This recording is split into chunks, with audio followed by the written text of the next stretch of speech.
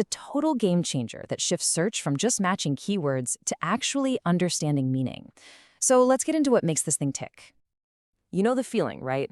We've all been there. You type what you think is a perfectly clear question into a search bar, and what you get back is, well, not what you wanted. You get a list of documents that just happen to have the same words, completely missing the point of what you actually meant. That frustration, that's exactly what semantic search is built to fix. Okay, so here's our game plan. First, we'll talk about why traditional keyword search just doesn't cut it anymore. Then we'll introduce ELSER as the solution. We're going to put it head-to-head with another popular method, K&N search, so you know when to use which. After that, we'll walk through how you actually get it working, and then wrap up with some amazing real-world examples of its impact. So the problem at its core is actually pretty simple. Old school search is all about matching text.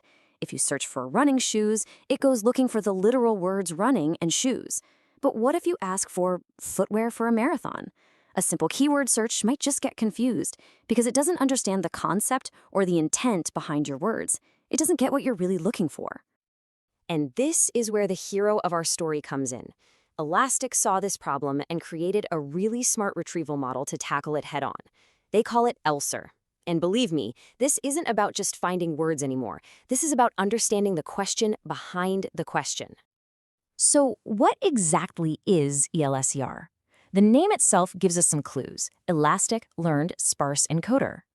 Learned is the key part. It's been trained on just a massive amount of text to understand how language works.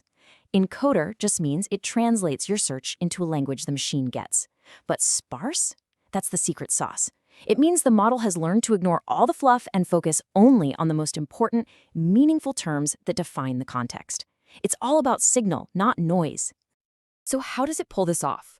Well, it's not just a fancy thesaurus. A better way to think about it is like a super experienced librarian. You could ask for how they built the Colosseum, and the librarian knows to bring you books on ancient Roman architecture, even if your exact words aren't in the title. ELSER makes those same kinds of conceptual leaps. And maybe the best part? It just works, right out of the box.